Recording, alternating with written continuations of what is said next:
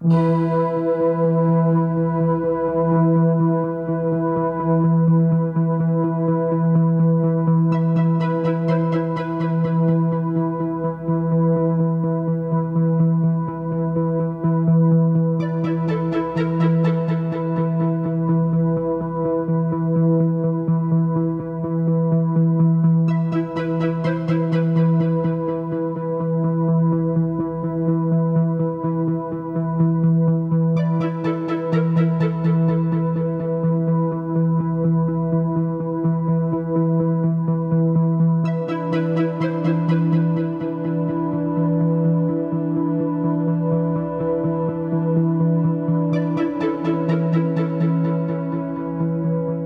long as this gate is closed, as long as this scar of a wall is permitted to stand, it is not the German question alone that remains open, but the question of freedom for all mankind.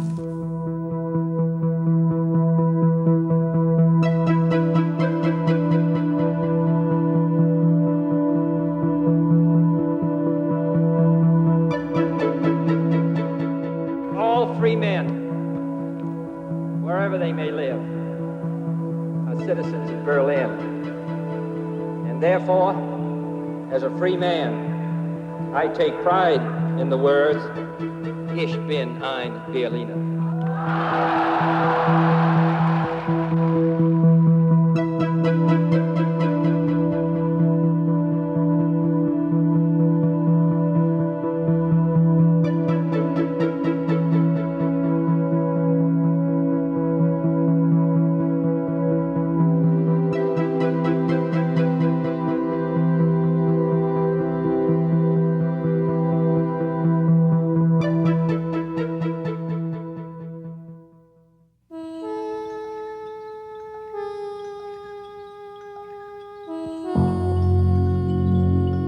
On August 13, 1961, a 102-mile barrier was erected surrounding the Allied sectors of Berlin. 10,000 armed guards were posted, not to keep invaders out, but to keep its own citizens in. Berlin now became the epicenter of the Cold War.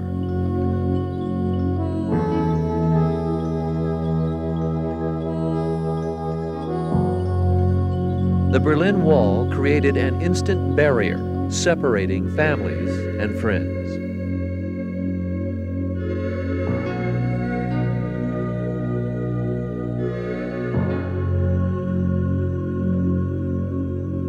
If buildings crossed its path, they were torn down. Windows were brick closed.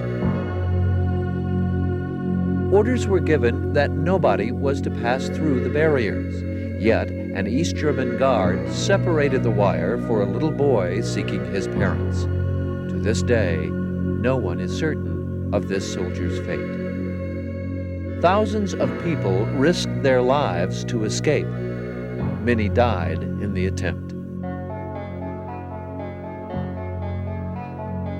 During the 3 decades the wall stood, Verl Goodnight never questioned her own freedom. Verl grew up in a world without barriers. Like many children brought up in the American West, she was free to dream about the things she loved: the great outdoors, art, and of course, horses. I was raised hiking in the Colorado mountains, where your only limitations are within yourself. I now live in Santa Fe, New Mexico with my husband, Roger Brooks, and we can saddle our own horses and ride where you can see for 100 miles.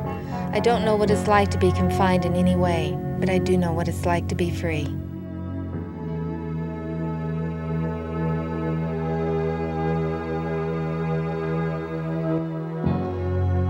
General Secretary Gorbachev, if you seek peace, if you seek prosperity for the Soviet Union and Eastern Europe, if you seek liberalization, come here to this gate. Mr. Gorbachev, open this gate.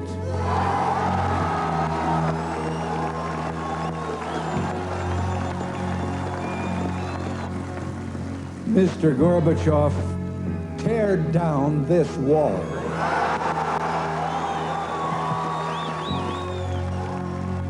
And on November 9th, 1989, the Berlin Wall did come down with a joy shared by people around the world.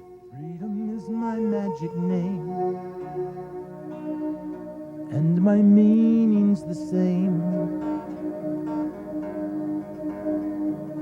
In every tongue, when you sing out my prayer, it's the same everywhere. Then I come. There were people by the thousands in the street, like brothers or sisters when they meet. And nothing could be clearer than the future that was dearer than the scars of all the rubble at our feet. Everything seemed to come together as I sat glued to the television watching history unfold. My upbringing, my love of horses, my artistic philosophy, and the fall of the Berlin Wall. When I saw the people of Berlin rejoicing, families being reunited after 28 long years, I was overwhelmed with emotion. Early the next morning, I had a dream that was so vivid that it jolted me out of a deep sleep. For the last month, I'd been sculpting studies of 5 running horses. In my dream, these same sculpted horses were running through the rubble of the Berlin Wall.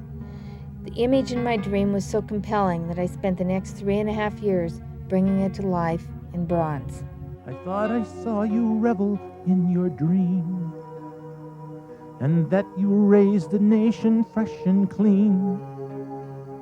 A growing new reminder of tomorrow's ever kinder hope of blessed peace the world may someday see. On the first anniversary of the fall of the wall, Roger and I traveled to Berlin. I've always insisted on working from live models, and for me to do this sculpture, I had to understand the wall, not just physically, but politically and emotionally. Were you there on the day the wall came down? When all the steel and concrete struck the ground? When the people chose to hear it, their triumph of the spirit, they were there on the day the wall came down. Throughout the history of art, the horse has been used by artists to symbolize freedom. We are one people. We are one folk. Freedom, we want you. Freedom, we need you. We are one folk. Wir sind vereint. Wir sind vereint. Freiheit, we want you. Freiheit, we need you. Wir sind vereint.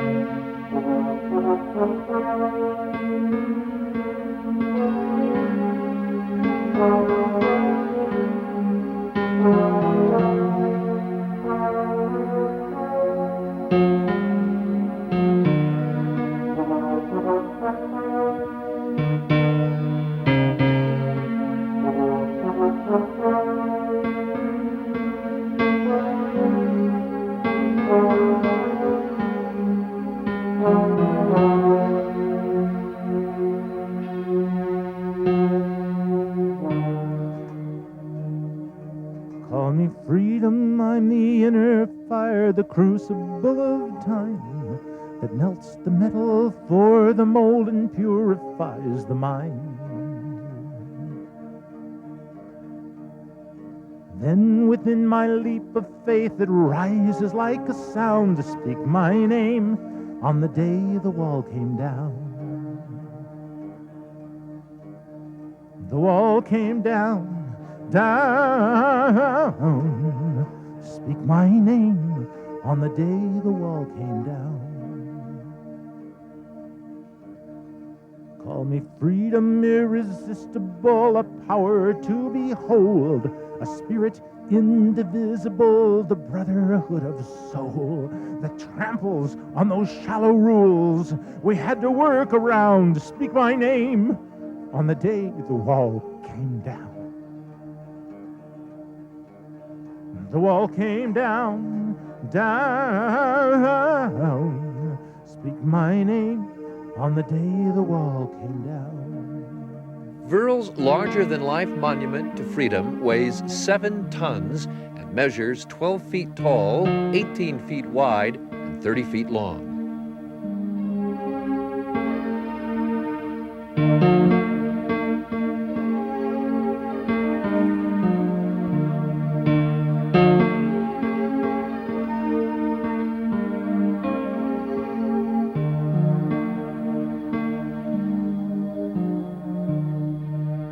The graffiti on the Berlin Wall changed daily, and it became an integral part of Wörl's sculpture. After the wall opened, the graffiti transitioned from pleas for freedom to messages of joy. For authenticity, Wörl relied on the photography of Terry Tillman, which captured the actual graffiti found on the wall in 1989. She used the same lettering and colors wherever possible. Over the years, the west side of the Berlin Wall became a canvas to graffiti artists from all over the world. As Roger said, in America, graffiti is a form of vandalism. But on the Berlin Wall, it is humanity protesting inhumanity. I took the liberty to change some of the names written on the wall to those of my family and my friends, and to many others who've been supportive in making my dream a reality. The clasped hands forming a dove of peace is a wonderful example of how powerful the graffiti was on the Berlin Wall. I changed the miscellaneous names on the dove to those of people who have spent and often gave their lives fighting for freedom and human rights. To forge ahead when others play their games. To run no matter what the cost or pain. To fly just when they thought they had you tamed. To me, you are the keepers of the flame. You're the keepers of the flame. You're the keepers of the flame. It has been Wörl's desire from the beginning to have only 2 castings of the Day the Wall Came Down monument, sister castings, one in America and one in Germany. The American presence in West Berlin kept an island of freedom from being engulfed. The Berlin Wall was the most visual symbol of the Cold War, and its fall gave the whole world a small window of hope for world peace. Wörl froze this moment of hope and joy in bronze as the day the wall came down, a monument to freedom. There were people by the thousands in the street, like brothers or sisters when they meet. And nothing could be clearer than the future that was dearer than the scars of all the rubble at our feet. Were you there on the day the wall came down? When all the steel and concrete struck the ground? When the people chose to hear it, their triumph of the spirit, they were there on the day the wall came down. Freedom is my magic name, and my meaning's the same.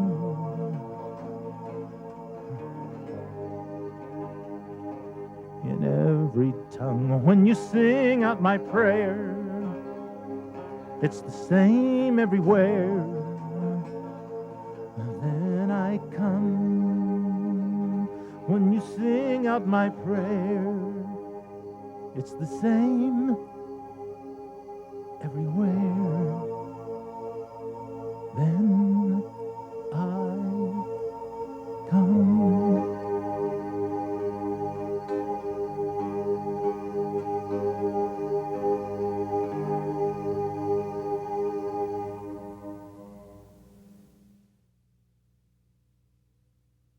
Freedom has many difficulties, and democracy is not perfect, but we have never had to put a wall up to keep our people in.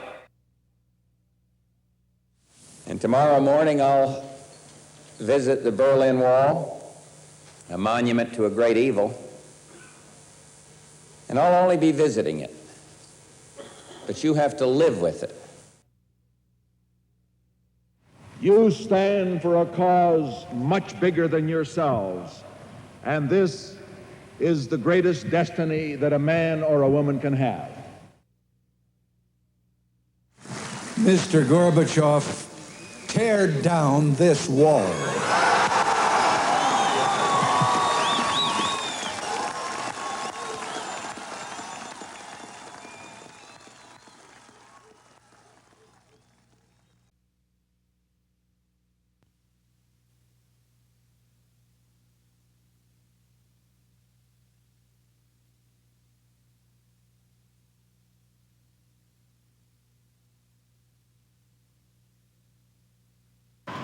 It is my desire that the monuments will be a reminder to the visitors of both the Bush Library and the Allied Museum of a victory without violence, and President Bush, that it is also a reminder, sir, of diplomacy at its best. 50 years ago, the Berlin airlift carried human rights along with coal and candy. Today, the day the wall came down, carries a message of continued friendship and a reminder that freedom of the human spirit cannot and will not be contained. Thank you very much. Mayor Deacon, thank you, sir, for that wonderful address. May I salute State Minister Schaefer, too. Thank Dr. Trotnow for the wonderful introduction to the newly opened museum. Commend General Mitchell and others responsible for all of this. And of course, join all of you in thanking Verrill Goodnight, for this inspiring creation. Life is not fair. I have to follow her eloquence and then the marvelous music of Phil Whitehawk, so it's not fair. I was known as the president that could never finish a sentence. I was known as the president for whom English was a second language. But I'm glad to be back here in Berlin. This bronze that we will see and that you'll love as I love the creation that's at our library expresses the overwhelming emotion that the world felt when the Berlin Wall came down, reuniting Germany, reuniting the German people after decades of division. The piece itself is officially titled The Day the Wall Came Down, but it also brings to mind Beethoven's Ode of Joy.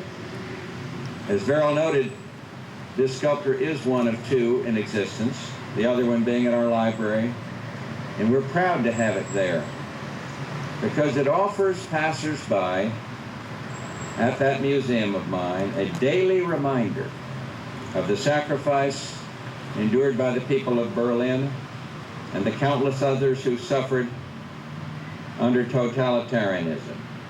Even more, it is a celebration of freedom. It teaches us a powerful lesson that we should never take our freedom for granted. This is a particularly important lesson because of the Cold War fading into history, with the superpower conflict receding into memory. There's a temptation for some to forget the dramatic changes that we've seen in the last 9 years.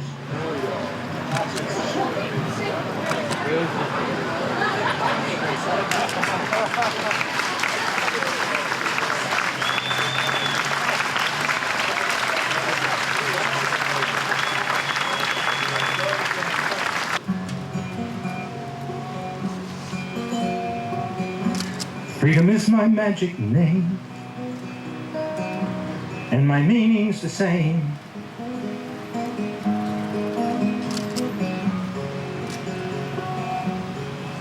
In every tongue, when you sing out my prayer, It's the same everywhere. Then I come. There were people by the thousands in the street, like brothers or sisters when they meet. And nothing could be clearer than the future that was dearer than the scars of all the rubble at our feet. Were you there on the day the wall came down, when all the steel and concrete struck the ground, when the people chose to hear it, their triumph of the spirit? They were there on the day the wall came down. Freedom, we need you. Like the summer needs the sun, that's how we need you.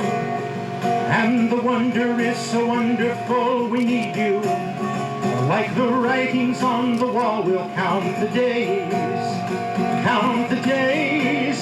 Bright height, we want you. To so many different dreams, you are the answer. To so many different songs, you are the dancer. Until time and space are gone, let freedom ring. We are one people. We are one soul. Freedom, we want you.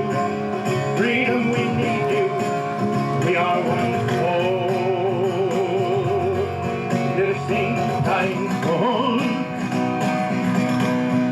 Sing time for all. Freedom, we want you. Freedom, we need you. We are one folk.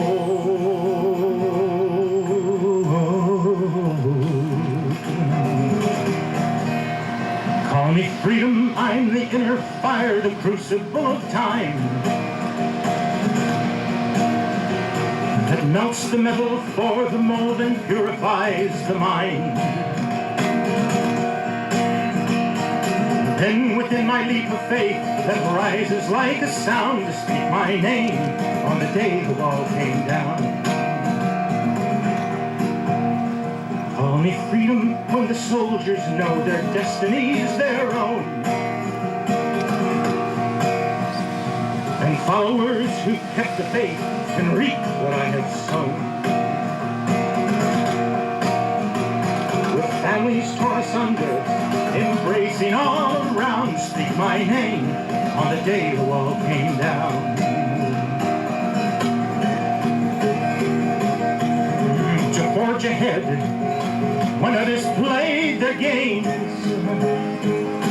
to run no matter what the cost or pain, to fly just when they thought they had you tamed. To me, you are the keepers of the flame. You're the keepers of the flame. Freedom is my magic name, and my meaning's the same.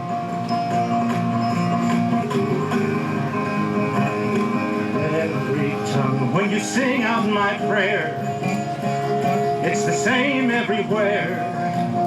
Then I come.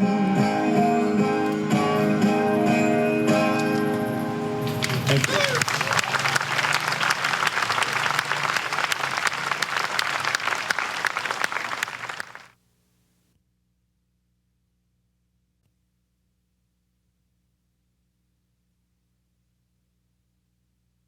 Ladies and gentlemen, as the band plays the George Bush March, it is my honor to introduce the official party consisting of President George Bush, Director of Central Intelligence George Tenet, and former Directors of Central Intelligence Richard Helms, William Webster, and Robert Gates.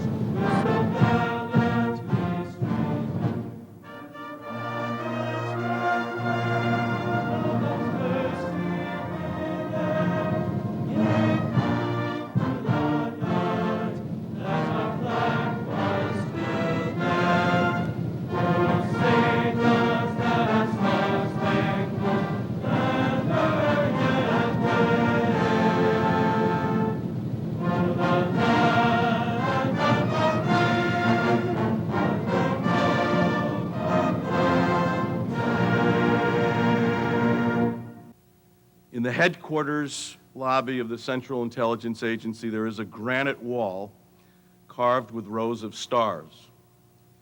Each star in that silent constellation represents an American intelligence officer killed in the line of duty since the agency was established in the early years of the Cold War. Even to this day, many of the names and stories behind the stars cannot be told. Those silent stars speak powerfully of service and sacrifice, of patriotism and purpose, of our intelligence mission and its meaning, not just to Americans, but to people throughout the world who serve the cause of peace and freedom. Of course, we know that there are far more casualties than there are stars on our wall at the Central Intelligence Agency. Throughout our intelligence and national security communities, there are other memorials honoring the American civilians and military personnel who fell to secure our freedoms. And we honor as well the many valiant men and women who fell in service to our allies as they stood with us in defense of the free world. Being here today, I can't help but call to mind the poet's words, "To save your world, you asked this man to die. Would this man, could he see you now? Ask why? No, the mission is not finished. For as long as freedom is imperiled anywhere, our duty is not complete, and so this dangerous hard work must go on. And as someone who is privileged to serve as DCI, I was proud to stand with those heroic, indispensable, often anonymous men and women who gave the full measure of devotion to duty. It's an honor to stand here and honor those who gave their lives that we might be free." President George Bush and Director of Central Intelligence George Tenet will now lay a memorial wreath at the base of Beryl Goodnight's sculpture, "The Day the Wall Came Down."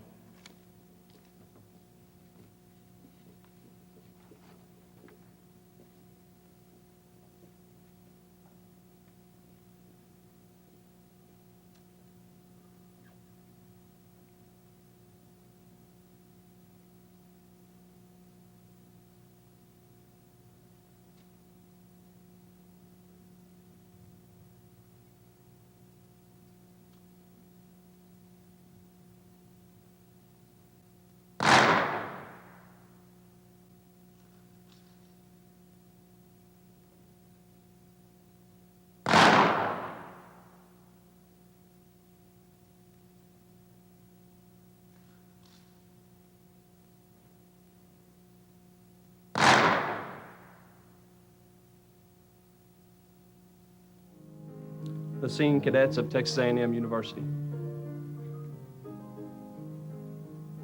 Tomorrow all the things were gone I worked for all my life, and I had to start again with just my children and my wife. I thank my lucky stars to be living here today, 'cause the flag still stands for freedom, and they can't take that away. And I'm proud to be an American, where at least I know I'm free. And I won't forget the men who died, who gave that right to me. And I gladly stand up next to you and defend her still today. 'Cause there ain't no doubt I love this land. God bless the